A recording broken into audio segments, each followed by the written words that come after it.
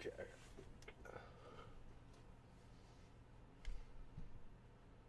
Alright, I think we're live.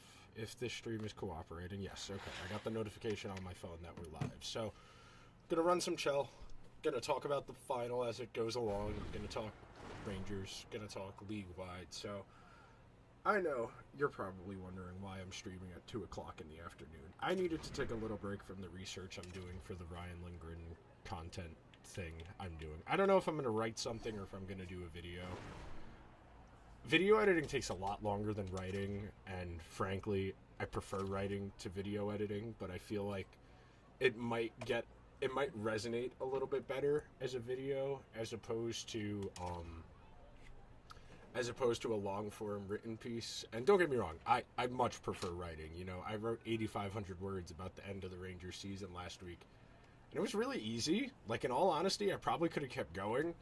Minimal outline, just a few stats to pull. It's one of the gifts of having a brain the way mine works, where you just have a lot of thoughts at all times about a lot of different things. Okay, what do we got? Dangler, a defensive defenseman at wing. That's interesting. 6'1", 195. He's a little on the big side, too. Be playing wing. Most guys running really small. He's got a hitting X factor, too. So this should be interesting. But the Lindgren piece, more or less, is going to come down to two delineation points. Number one, do you think this was an outlier season, the one he just had? Do you think this is a case of a new coach and a new system putting him in a position he wasn't wholly comfortable with? Or do you think that this is the beginning of a decline? And being that we only have one season of data to kind of break down that decline, we can't authoritatively state which way. Excuse me here, I'm going to take a sip of water. Hi everybody, welcome to EA Sports. We cannot authoritatively state. The debut performance in the EASHL. There we go. But bringing it back along here, talking about Lindgren, his contract, etc. I don't know authoritatively one way or the other if he's the game volume switch to. That should be a little bit better. All right. But the thing with Lindgren, you don't know if this is the beginning of his decline or if it was the first year of new coach, new system, and just wasn't acclimated to it, wasn't ready for it. And I don't think Lindgren's game particularly complements what Laviolette wants from his defensemen, especially in the offensive zone. Lindgren's not an awful skater, but I would say he's an average skater at best. Mobility is really a key in Laviolette's system because he wants the defenseman to overlap. He wants the defenseman... Oop, pass on my part. I'd set that guy up. He wants the defenseman to be involved.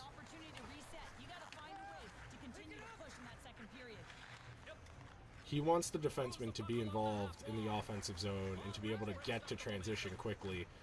And Lindgren's not, like, bad, but he's not very efficient. Let's get it around. Let's get the cycle going. Ooh, he's got room. He's got room. Easy go. Oh, that was a great poke by the goalie. But the thing with Lindgren, and the Rangers' reticence to break up Fox and Lindgren is interesting because, you know, they've been very reluctant to change their defensive pairs over the last few years when they've been successful as a team. And I think this is something that a lot of people misinterpret what I'm saying when I say this. So I want to clarify it. I was having a conversation with somebody yesterday, and I said, the Rangers weren't as good as their regular season record. And the person got very defensive and said, well, they were 2 wins away from the Stanley Cup final. Of course they were as good as their record. And I don't think that person understood what I meant when I said that. What I meant is that when you are consistently good in the regular season, you take those results, you know, you take the product of good regular season hockey as proof of concept that because you're good in the regular season, you should be good in the playoffs. But that's not entirely accurate because it's different games. The style is different. The quality of competition is a lot higher on an average. Ooh, that's going to be interference. Damn. Come on, bud. You got to know the rules. I know the puck was close, but this is NHL 24, where the rules don't matter.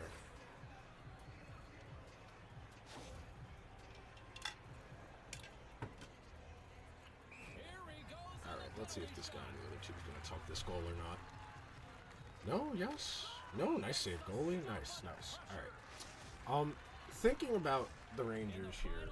Let me see. The Icebreakers lead it 1-0. The Nighthawks take possession here inside the offensive zone. Jordan's got it. Come on, swing it. Nice, he's in. Let's go. Great pass, guy. That was a great pass. Thank you, thank you. I did not want to do the belly flop there, but I digress. Keep your feet moving on the ice, and that pays off. Well, they got the pedal to the metal right now. They're like a freight train. The Icebreakers I want to see the Rangers learn from the problems. And look, I understand a team that has 3 years of evidence in the regular season that they can get by doing what they're doing and be a playoff team and win a round almost assuredly. You're going to have a hard time convincing those decision makers that they're wrong, that prioritizing the larger sample over the short sample that is the playoffs is a bad decision. You're not going to be able to convince them of that because the regular season is arguably more important to them because the regular season is kind of how you sell whatever your vision is. You can always chalk up. Can I tuck this? Ah, I choked. You can. Oh, I drew a power play. Yes. You can always chalk up playoffs to something else. You know, we're watching it happen in real time as everybody who covers the Rangers rushes to defend Jacob Trouba playing in the playoffs with a broken ankle, even though Trouba himself said his ankle wasn't a problem. And look, is he going to be honest about that? No, he's not. He's a professional athlete who wants to play. You are watching in real time the people who covered the team allow the team to change the narrative.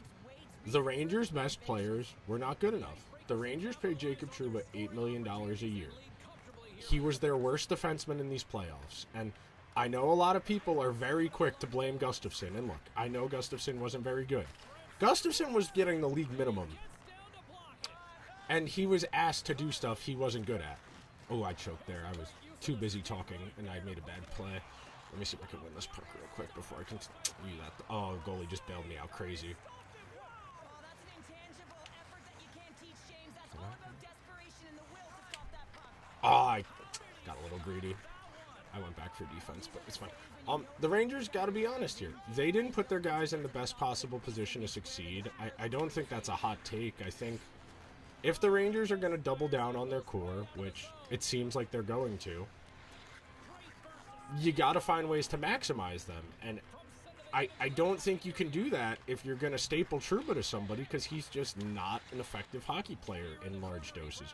Sure, in spurts, the blocking shots, the hits, that stuff is useful. It's not worth $8 million.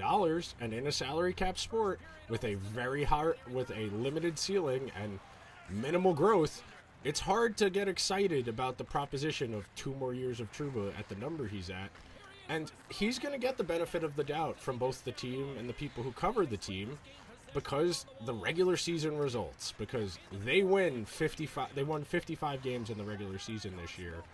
And that alone is going to be the evidence. Oh, he just had a bad playoffs in spite of the fact he's been trending downward since he arrived in New York. But this isn't just me going to pile on Trouba because I am going to do that Lindgren stuff. I want to talk more about Lindgren because I think Lindgren... Oh, he hit me hard. I think Lindgren is more instructive in understanding the Rangers' issues because he plays the 4th most minutes of any Rangers defenseman. He's stapled to Adam Fox. Oh, did we get... Oh, I don't know if I've ever seen that animation in this game. I don't know what the Rangers think about a lot of these guys. And that's what's confusing. That's what's frustrating. Whatever you want to use to describe it, because until we get a better understanding, which is why I'm not doing free agency draft or Brady Tkachuk or Robert Thomas or whatever star player on another team you think is going to magically solve the Rangers' issue, I'm not really particularly interested in that type of conversation because and nice win to start the day. The Rangers are not going to be able to add anybody who makes any money unless they send out money.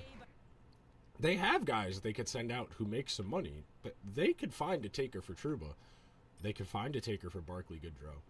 They could find a taker for Ryan Lindgren. They could find a taker for Capo Kakko. Now, I understand Kakko and Lindgren make significantly less than Trouba, than Goodrow, but that's cap space. If the Rangers are serious about addressing the shortfalls of their roster, that means finding guys who play playoff-style hockey, that are good at actually playing hockey. Yes, Dakota Joshua would be better than Jack Roslovic. Dakota Joshua is not going to be worth $5.5 million, $6 million a year. Dakota Joshua's career high in goals, and I'm going to Google this to be right because I don't want to be wrong, don't want to give you guys bad information. Dakota Joshua's career high in goals is 18, I want to say. Yeah, his career high in goals is 18. His career high in points is 32. He averaged 14 minutes a game this year. Do you think Dakota Joshua is going to get power play minutes on the Rangers' first power play unit? No, he wouldn't. Tyler Bertuzzi, Max Domi, same thing. Useful hockey players, not bad. They are not addressing your root problem. I went back and I was watching Bobrovsky tape for something for Locked On Oilers, and I was really struck by the Rangers' inability to create offense off of sustained zone time. That they just didn't do that a whole lot. You go back and watch the goals in these games, pretty much all of them are off of the rush. Some of them are, deflections, rebounds, but you think about the Trocheck power play goal, that's sustained zone time. You think about the Kreider shorthanded goal, that's a rush opportunity. You think about all of the Gaudreau goals in the series, those are all off of the rush quickly after gaining a zone entry. You think about where the Rangers thrive, and it's when there's space and when there's opportunities to move the puck, get the goalie moving laterally, and force the defense to commit, and that's where you can typically exploit a bad defense. The problem is, when you play an elite defense, when you play a fundamentally structured group that does not compromise the rules of their structure, you're not going to be able to score. And that's the problem the Rangers ran into. They are not a cycle team. They are not a high to low. They are not a deflections team. Edmonton is running into a similar problem. And they have significantly better players than the Rangers, man. Look, I think the Oilers are going to make this a series. I'm not ready to pronounce them dead like some people, but come on, buddy. Ready up, please, so we can play another game? Come on. Come on. Would you please ready up? Please. Please don't make me back out and start this search process over again. Fine, I will.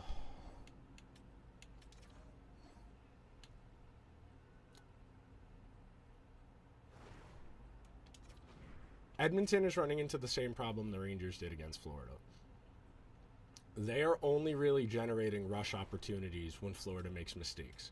That's one of the real challenges of being a rushed-based offense, is the fact that it is incumbent upon the other team making mistakes. And in the regular season, teams are going to do you a solid.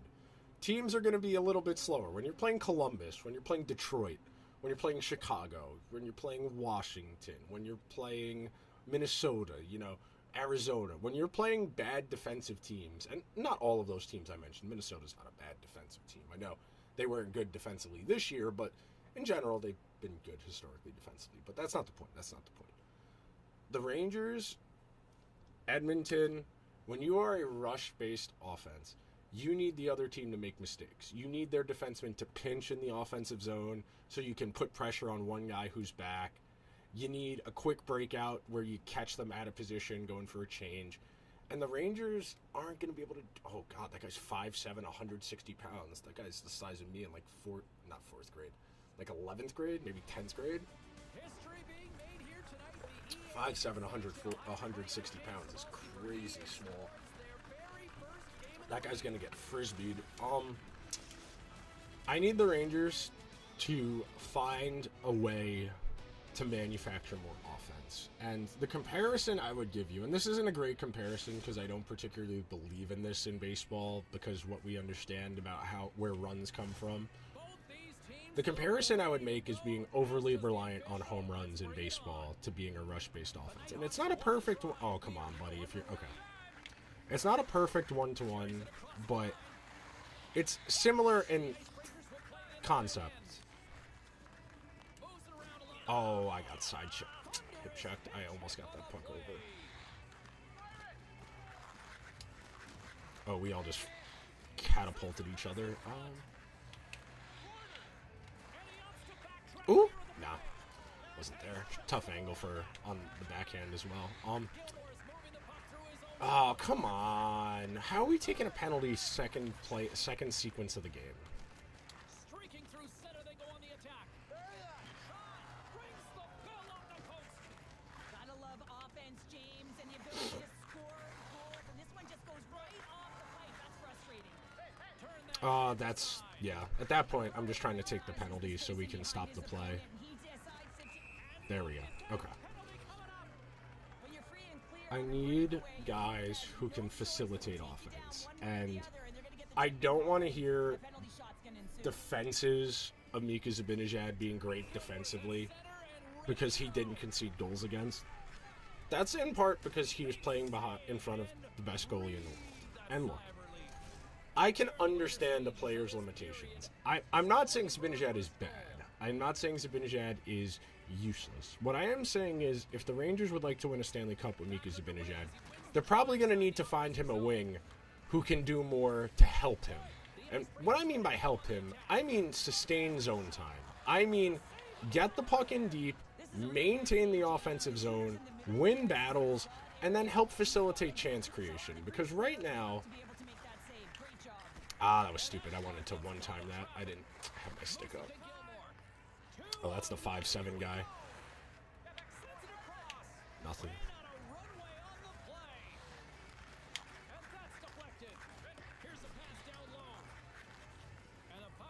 Come on. I choked. We're back. Come on. Oh, Sasquatch fumbled. Sasquatch is there. God damn it, that's icing. Oh, no, it's not. Okay. Ooh, good hit. This guy is going crazy on the forecheck by himself. Oh, my goodness, brother.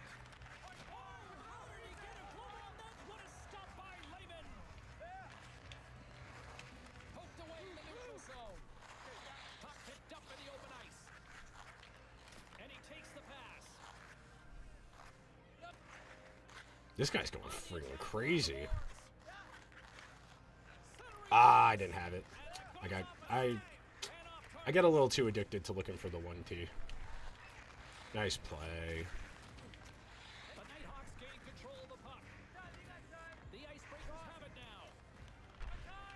That's a hard pass. We're back.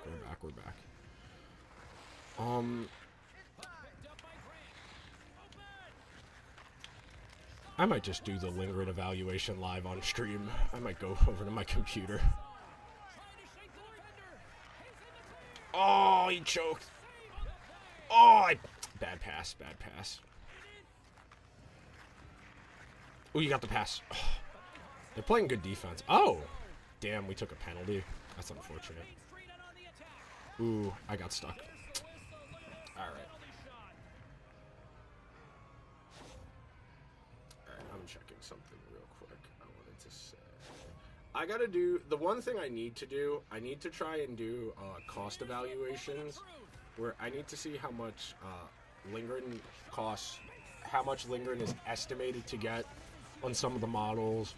I need to compare that to what other guys have gotten, but I also need to do that in the context of the cap going up, because the cap is supposed to go up for the first time in quite a while, more than just a couple million, which should help, but at the same time, I think this offseason is ripe for 2016 free agency vibes, where there aren't a lot of quality players. There are a few, Sam Reinhart's going to make a lot of money. I think Jonathan Marchessault is going to make a lot of money.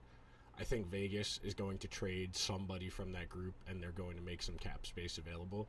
Stamkos may get to free agency. You know, there are quality players at the top.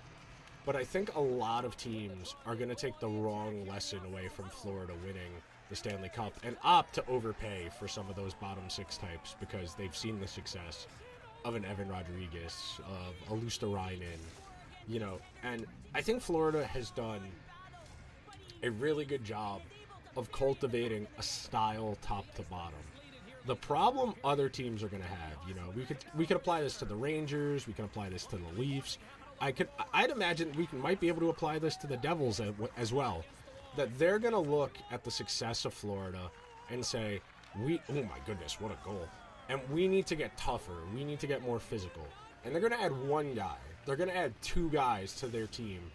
And they're going to think, okay, we addressed our toughness issue. But the problem with that line of thinking is those guys they're adding, they're not playing big roles. They're playing 12, 13 minutes a night. Maybe they kill some penalties. They get that up to 14 minutes a night. But by and large, they're not playing enough to get that quality feel, that functional toughness, that quality toughness into their team. That's the issue the Rangers had that first offseason. Drury was the GM. He tried bolting Gaudreau, Blais, Reeves, and Nemeth onto a team that wasn't very physical and thought, okay, we're tough now. And the problem with that line of thinking was it wasn't functional, and those guys don't play big enough roles to be impactful. The reason Florida's toughness works is because Sam Bennett's out there. Matthew Tkachuk is out there. Barkov is out there. Their star players believe in that style of play. Mika Zibanejad is never going to play the style of a Matthew Tkachuk, of a Sasha Barkov. Chris Kreider is never going to play the style of a Matthew Tkachuk. Panarin is never going to play the style of a Matthew Tkachuk or a Barkov or a Sam Bennett. That's the issue here. It's not that those guys aren't tough. It's that they're tough in a... Excuse me. The issue is that the Florida guys... Oh, my controller turned off. That was very weird. The problem is the Rangers guys... Oh my goodness, that was a crazy deke. I'll let him touch up so he can get his penalty shot and try and get another goal to stat pad, but... The name of the game is functional toughness. Just adding physical players is not going to work. Like, I know I've seen a few people... I know Larry Brooks was pretty big on him during the season. I've seen a few people say Boone Jenner, and in a vacuum, Boone Jenner makes sense. He's big... He's physical. He's got solid underlying numbers. He can help offensively a little bit. The problem is, Columbus is probably going to ask you for a first-round pick. The other problem is, that is one guy. One guy is not going to fundamentally alter how your group wants to play. Boone Jenner is not going to make Mika Zibanejad want to be more imposing, want to cycle, want to forecheck. If anything... I think we've seen, based on the way the Rangers have played that first line when Kakko was with them, that even if they're going to have the puck more, that doesn't necessarily mean they're going to score. And I think the key for me in understanding the Rangers' woes, and I can't even really call them woes, I should call them limitations, because the Rangers are obviously a very good team. You know, they win 55 games in the regular season. They break all kinds of franchise records. They're a very good hockey team. The bar this time of year is great. Okay, if we're going to back out, let's do that. We'll go peek in the store, see if there's any good jerseys in there as well. What do we have today? EA Sports.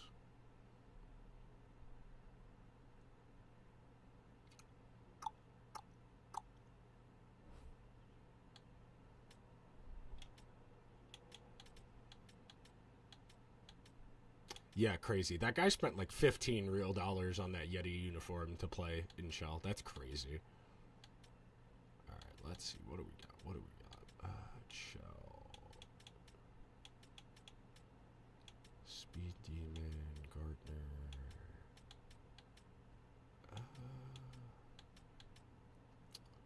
Nothing great. Yeah, still can't get any Ranger stuff in here, man. Crazy. All right, let's go. 3s, drop-ins, and let's see what we get. I want the Rangers to improve their team, man.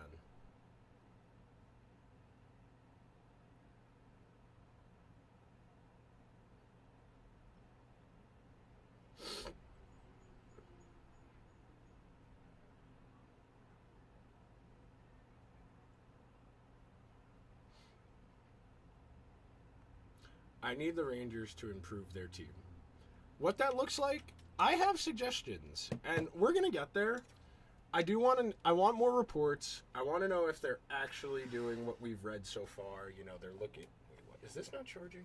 No, I need my recharge kit so I actually have batteries to play Xbox. That would be unfortunate if this broke on me.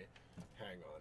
I know this is riveting content right now, but I think my dock might be dead. All right, so I gotta plug this in somewhere else. Hang on. Plug this in here. We can start matchmaking. Oh, damn, the whole dock is dead. It's not that. Oh, that's unfortunate. All right, I gotta order a new one of those later.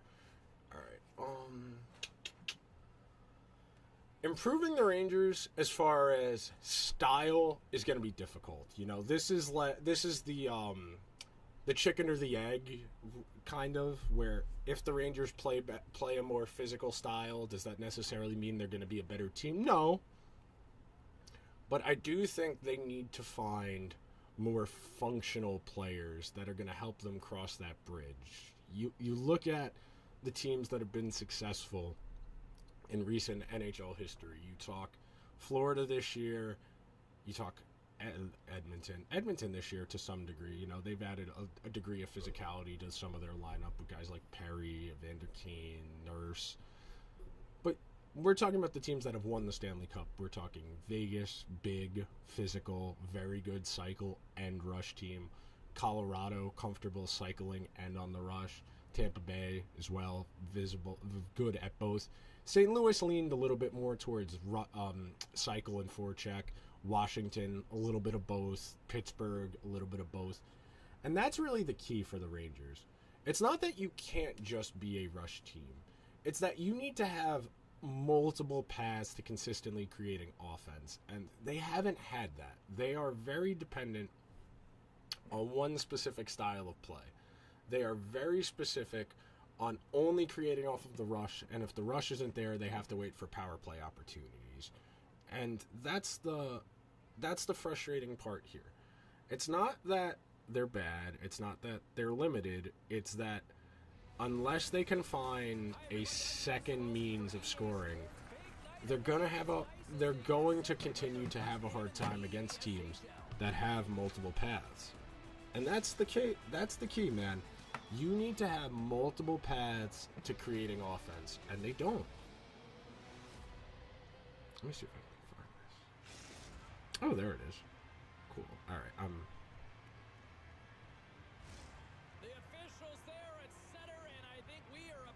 All right, let's win this game.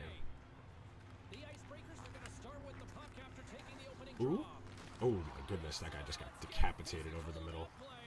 That was Peyton Manning to Austin Collie. Nice.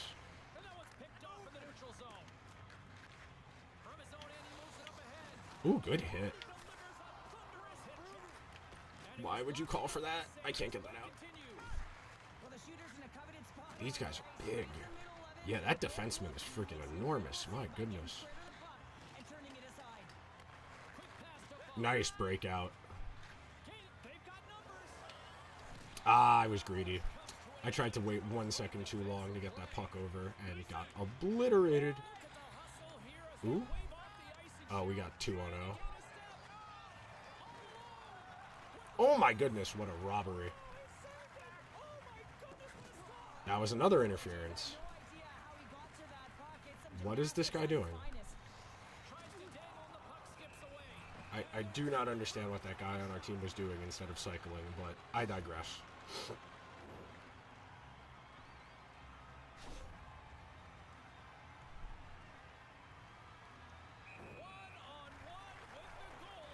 Ooh, let me see what the Capitals have to say.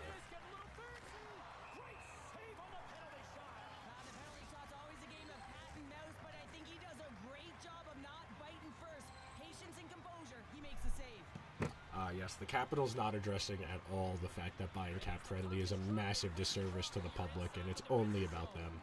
What a bunch of assholes. Oh, he's got a goal if he can hit it. Nope. Ted Leonosis will not be seeing the pearly gates, I promise. Ooh, ooh. I forgot we have a computer on our team for the first time, so probably not going to incorporate him too much into the offense, but I mean, that was a good play. Come on, bro. Come on, brother. Come on, brother. What in God's name was that?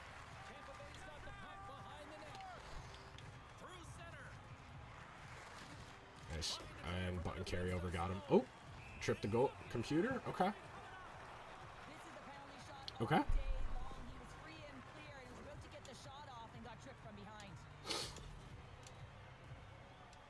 Yeah, the cap-friendly thing is terrible. The Capitals, to hell. I mean, between Nick Jensen and buying cap-friendly, the Capitals really escalated up my shit list. And for the most part, my qualms with the Capitals are largely non-hockey things, like, you know, and it's not... I'm caught in between. Oh, my stick got... Oh, that's so stupid. That's so stupid. My stick got stuck on Buddy, and I didn't want to commit a penalty.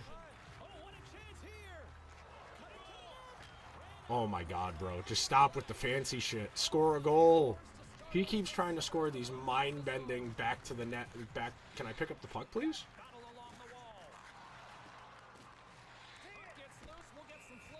This guy on my team will not pass me the puck for anything.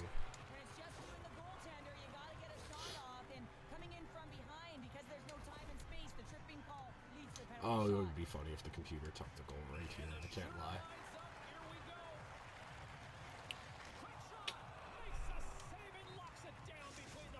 Yeah, and you don't have to look pretty doing it. What you have to do is make yourself as big as possible and keep it out, and that's exactly what he does. This guy on my team is not trying to win the hockey game. He's just trying to do funky shit.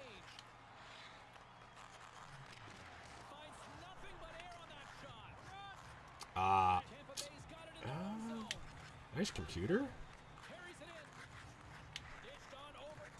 Ooh. No, I'm very upset about the demise of Cap Friendly. One of the most invaluable resources as a sports content person, because frankly, in a salary cap sport, oh, I'm stupid. Frankly, in a salary cap sport, not having that information publicly available is a massive disservice, and frankly, it's regressive.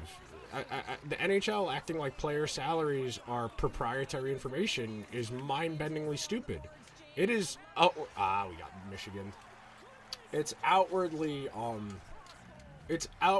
hurting your most engaged fan. And that's always my big gripe, is that the NHL treats their most engaged fans like crap.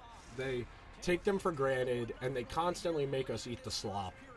And we know we're going to do it no matter what. You know, all those years on NBCSN where nobody put any effort into those broadcasts.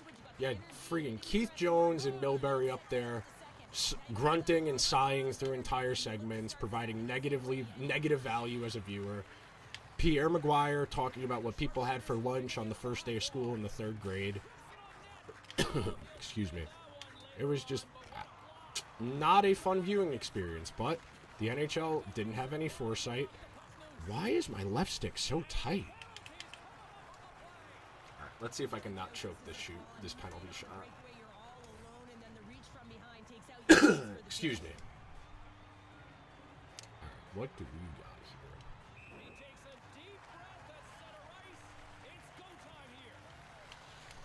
here? Oh! I gotta get better at penalty shots right-handed. I'm so used to being on breakaways as a lefty because it's a mental block I have where if I play defense, I need to be right-handed. If I play forward, I need to be left-handed. It's just, for whatever reason, as long as I've been playing Chell, that's been my comfort space for EASHL. Oh, come on, bud, score. Thank you. For the love of God, he's done so many crazy dekes and hasn't finished one of them until now.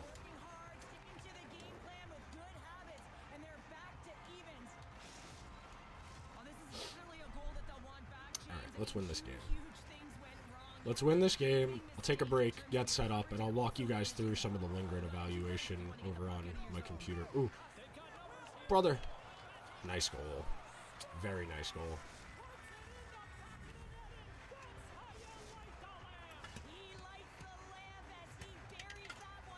All right, let's play some good defense here.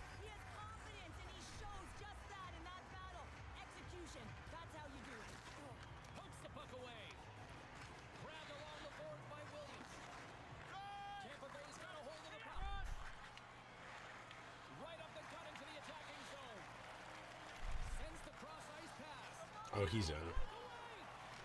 He is trying the most toxic moves every single time. Save, James. I mean, that's just all about competing, finding a way to get to the puck. Oh, come on. I got caught leaning a little bit, but my guy's got to be a little more on that. All right. Tie it up again. And who's going to come out on top on the beginning of this face-off? You want to be able to get that puck in the offensive zone and find I get too worried about taking a tripping penalty. It's why I never poke check. For the players to get into position, and we're about ready to drop the puck. Hacked at, he's got it in the defensive zone. Wagner's last save is one that's going to be remembered for a while, James. It's going to be on the highlight reel. It's on one of mine now. I mean, he stole one there. It was all but He's in. faster than me. I got it up. And compete level. He is trying the most insane moves. My goodness, this guy is crazy. I got it up to the computer. Come on. Okay. That's not a bad play. You probably want to get it to your non-NPC teammate there, but I kept the puck in the zone. I did my job. I got killed for it, but at least I kept the puck in. All right, let's see if the computer can at least tie up and we can keep the zone. Tampa Bay's got it in the defensive zone. Oh, smart heads up play to cook that one away. All right, right into overtime it is. Oh? The Icebreakers have it now. Tampa Bay's got the puck inside the defensive zone. Oh, I got walked. Please don't call for that, brother, please. Oh, you're gonna die. Yeah, alright. No room. That was a funky animation, my goodness. Why would you call for that? Yeah, no, this guy on my team is a lunatic. That was interference behind the play.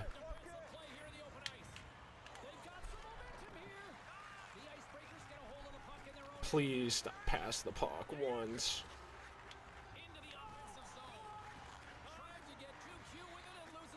Oh, this guy's going to make something crazy happen or lose the game for us.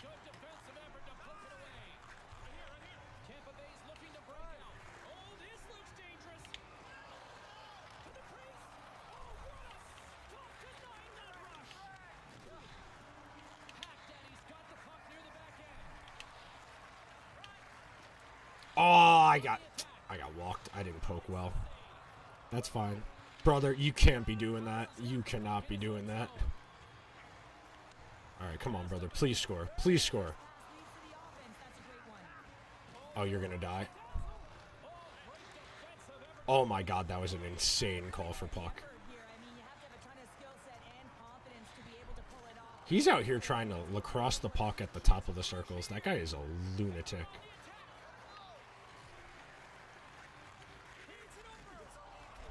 Ah, I missed my block. Damn. Oh, well. All right. I'm going to go to the bathroom, take like a 10-minute break, move over to my desktop, and we'll talk about Ryan Lindgren a little bit more, and we'll do some stats stuff. So I'll see you guys in a little bit.